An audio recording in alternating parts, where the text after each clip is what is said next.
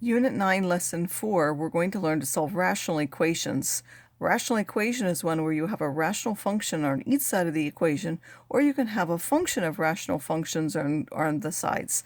So suppose we start off where we just have one rational function set equal to another one, where we have two rational expressions involved on either side.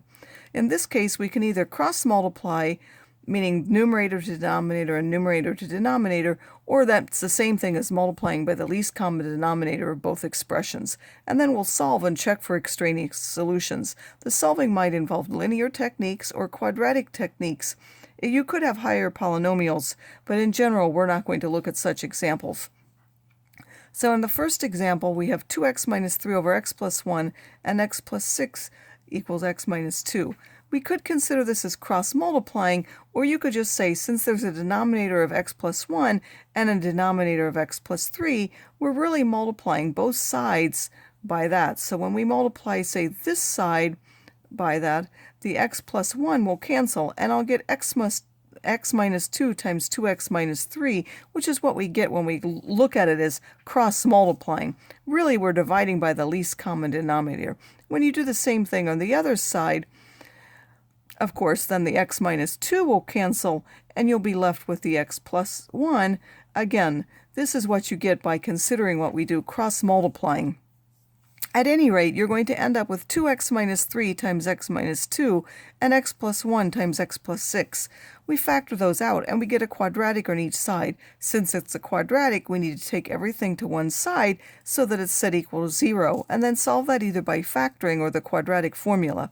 In this case, we can factor this easily, so we get 0 and 14. Make sure that you double check your numbers back in your equation and that they give you solutions. In this case, both of them did, which I've shown over here, so you end up with two solutions. In the second kind of thing, we could have two functions added together set equal to another function where all of them are rational expressions. In this case, we're going to do similar to here. We're going to multiply each side by the least common denominator of all of the fractions to remove the denominators, or we could get a common denominator on both sides so that the numerators are also equal, but generally it's easiest to just simply multiply by the least common denominator, and then we will again solve and check for extraneous solutions. So in this, when we factor, again, this is a minus and x minus 3, and this can be factored into x plus 3 and x minus 3 as I'm showing here. So if we look at these, we have an x plus 3 and we have an x minus 3, so we're going to multiply both sides of the equation by x minus 3 times x plus 3. On this side, again, we have to do it for each fraction. So for this one, the x plus 3 will cancel, and I'll be left with 2x minus 3. So don't cross it off because you need to use it for both fractions. You can do it in your mind, you're crossing it off, but don't physically cross it off because you need to use the x minus 3 times x plus 3 for both of the fractions. So for the first one, the x plus 3 cancels, and I get 2 times x minus 3. For the second part, the x minus 3 cancels, but there's still a minus there left, so I'm going to make that minus 5 times the x plus 3. And on this side, because there's just one thing, I can actually sit and cross them off. Again, here I couldn't do that because there were two things that I had to do it for. I had to distribute that to both parts. So on this side, I just get 6. When I multiply everything out, I get a linear equation for which I need to simply solve in the normal fashion. So now we're going to we'll quickly go through the problem set and look at what you need to do. Again, the first three are simply one function equal to another. You can simply cross-multiply and then distribute if you need to, or use FOIL depending on what kind of equations you have. And then you're going to solve either a linear or a quadratic function, and make sure you check your solutions.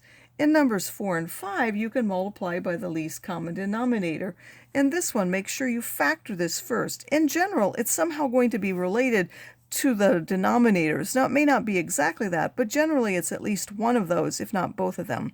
So you might try this first and see if that works, and you see that it actually does here. This is simply the product of those two. So when I multiply by the least common denominator, it's simply going to be x minus 2 times x plus 4.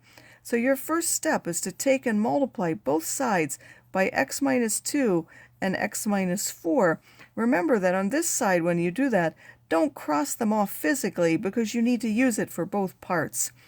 In the next one, you have a 5, a 6, and a 2. So what's the least common denominator? You need to multiply, well, which is 2 times 3. So you need 1, 2, you need 1, 3, and you need 1, 5, which is 6 times 5, or 30.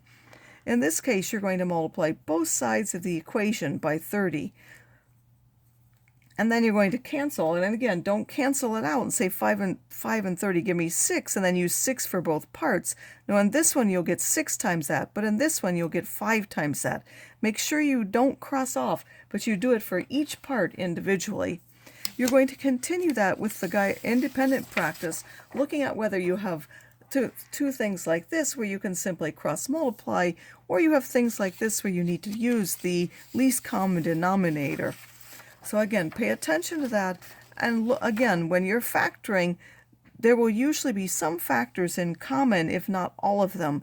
Make sure you're using that to help you in factoring your polynomials or your quadratics.